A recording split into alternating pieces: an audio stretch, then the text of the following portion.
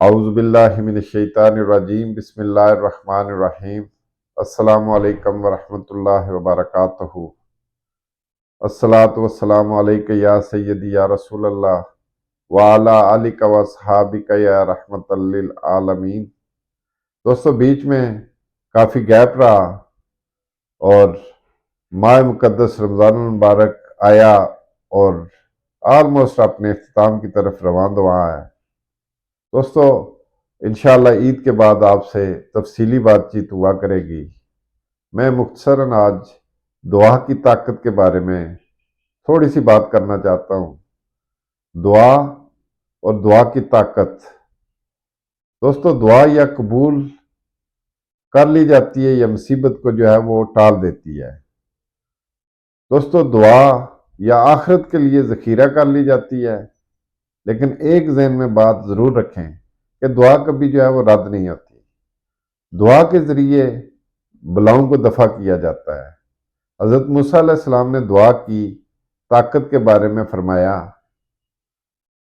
قضاء اور قدر میں جو طے ہو چکا ہے یا جو طے نہیں ہوا، دعا ان دونوں کو بدل دیتی ہے۔ دوستو، امید جو ہے جب آپ اللہ سے جوڑتے ہیں تو امید کبھی آپ کی ٹوٹتی نہیں ہے۔ دوستو، میں آپ کو ایک واقعہ جو میرے ساتھ پیش آیا وہ سناتا ہوں۔ 8 اکتوبر 2001 کو جو ہے وہ میری دنیا ہی اجڑ گئی اور میرے لیے ہر وقت دعائیں کرنے والی ہستی مجھ سے دور چلی گئی۔ میری والدہ صاحبہ مرحومہ و مغفورہ کا جو ہے وہ انتقال ہو گیا۔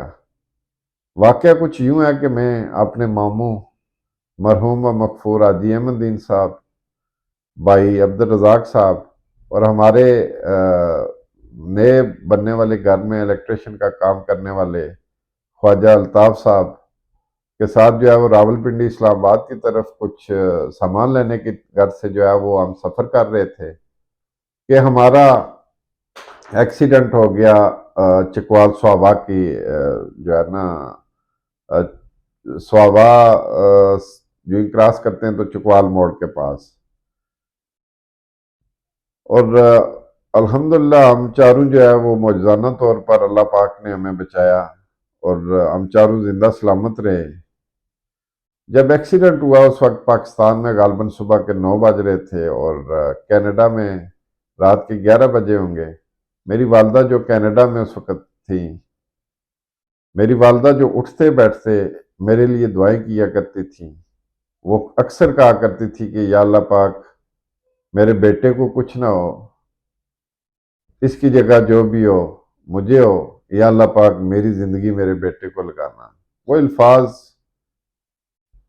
آج بھی میرے دل میں اسی طرح جو ہے وہ سنبھالے ہوئے رکھے ہوئے ہیں اور میرے کانوں میں ان کی آواز جو ہے آج بھی اسی طرح آتی ہے۔ میری والدہ جو ہے وہ عشاء کی نماز پڑھ کے اٹھی اور بیڈ پہ چلی گئی، اور جب میرا ایکسیڈنٹ، کہنے کا مطلب یہ ہے کہ سوابا میں جب میرا ایکسیڈنٹ ہوا اسی وقت میری والدہ جو ہے وہ کینیڈا میں وفات پا گئی، اللہ کو پیاری ہو گئی۔ انا للہ و انا الیہ راجعون، اور اس عارضی دنیا سے اصل دنیا کی طرف چلی گئی۔ میرا تو اس بات پہ پختہ ایمان ہے کہ اللہ ایک ہے، اللہ کے سوا کوئی عبادت کے لائق نہیں۔ اسی طرح میرا ایمان دوستو اس دن کے بعد اس بات پہ پختہ ہو گیا کہ دعا اگر اللہ پاک سے مانگی جائے تو وہ صدقے دل سے اگر دعا مانگی جائے تو وہ کبھی اللہ پاک اس سے رد نہیں کرتا۔ یہ میرا ایمان ہے۔ دوستو، آپ ایک دفعہ اللہ سے صدقے دل سے دعا کر کے تو دیکھیں، جو ہے اگر ہماری دعائیں قبول ہو سکتی ہیں تو وہ ہستی والدہ جو دنیا میں سب سے زیادہ آپ کو پیار کرنے والی ہستی ہوتی ہے، تو اس کی دعائیں جو آپ کے لیے مخلص ہوتی ہے، مخلص ہو کے دعائیں کرتی ہے، تو اللہ پاک والدہ کی دعائیں رد کر سکتا ہے؟ کبھی نہیں۔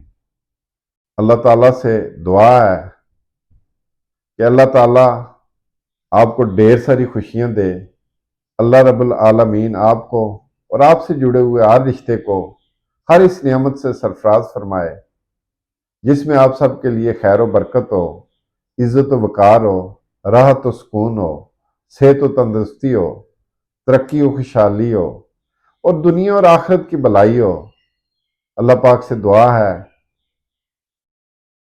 اللہ پاک سے دعا ہے کہ اللہ پاک آپ پر، وہ رحیم ہے، آپ پر رحم فرمائے۔ اللہ پاک سے دعا ہے کہ وہ کریم ہے، ہم سب پہ اپنا کرم فرمائے۔ اللہ پاک سے دعا ہے کہ اللہ پاک آپ کی عزت کی حفاظت فرمائے۔ اللہ پاک سے دعا ہے کہ تو غنی ہے، ہم سب کو نواز دے۔ اللہ پاک سے دعا ہے کہ اے مالک کائنات، آپ کو ہر چیز کا غیبی علم جو ہم سوچتے ہیں وہ بھی علم ہے۔ یا اللہ پاک ہماری جو ہے وہ دلی مرادیں جو ہے وہ پوری فرما دے۔ اللہ پاک ہمارے نصیبوں میں سچی خوشیاں لکھ دے۔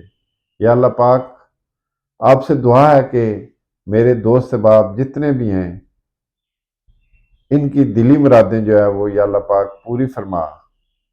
یا اللہ پاک میرے والدین سمیت جن کے والدین اس دنیا سے رخصت فرما گئے ہیں، خاندان، دوست احباب، محلے، گاؤں، شہر اور جاننے والے جتنے بھی افراد ایمان کی حالت سے اس فانی دنیا سے رخصت ہو گئے ہیں، ماہ رمضان المبارک اور حضور پاک کے صدقے ان تمام کی کامل بخشش فرما دے۔ خالق و مالک ہمارے وطن عزیز پاکستان کی حفاظت فرما۔ یا اللہ پاک